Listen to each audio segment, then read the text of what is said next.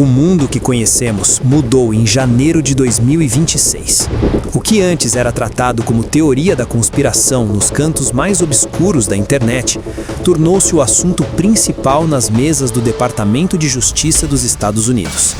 Após anos de batalhas judiciais, a Lei de Transparência Total finalmente derrubou os muros de um castelo de segredos.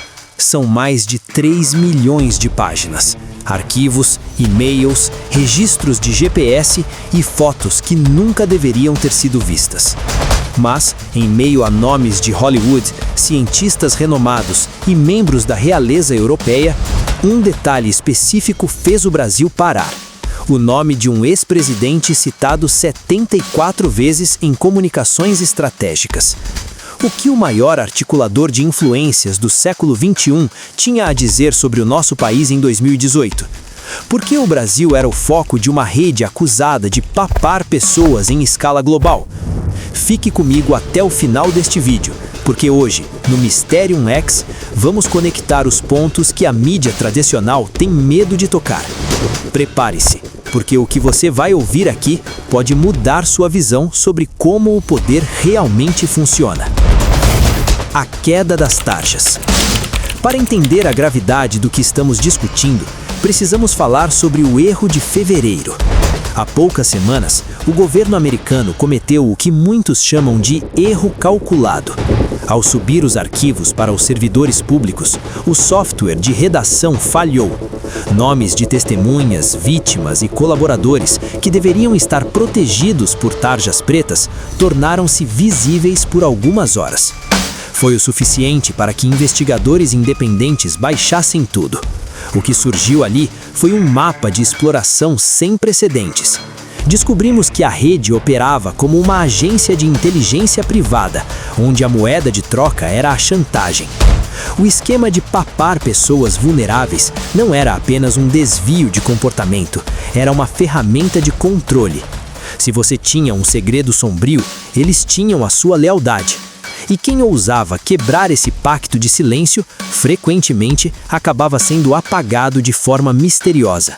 Exatamente como aconteceu na cela de segurança máxima em 2019. Mas como o Brasil entra nessa engrenagem? O Real Deal no Planalto. Voltamos a 2018. O Brasil vivia uma das eleições mais tensas de sua história.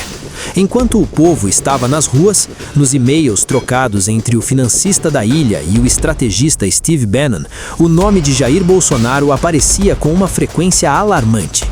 Em uma mensagem datada de setembro de 2018, o financista usa uma expressão forte. Ele chama o candidato brasileiro de The Real Deal. Mas por que um homem com conexões globais tão profundas estaria interessado em um capitão reformado no sul do continente? Os arquivos sugerem que a rede estava mapeando a nova direita mundial. Eles queriam saber quem eram os líderes que poderiam desestabilizar o antigo sistema. Não há registros de encontros físicos, mas o monitoramento era cirúrgico. Eles sabiam quem eram os assessores, quem financiava as campanhas e, principalmente, quais eram as vulnerabilidades de cada um. O objetivo era claro: se o Brasil ia mudar de mãos, os donos do jogo queriam garantir que as novas mãos também fossem monitoradas. O monitoramento de Lula e Chomsky. Se você pensa que esse interesse era ideológico, os documentos de 2026 provam o contrário. A rede de influência não tinha amigos, tinha interesses.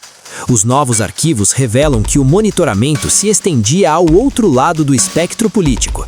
Existem registros de diálogos frequentes com o filósofo Chomsky sobre a situação do atual presidente Lula durante seu período de reclusão. Por que manter contato com os dois lados?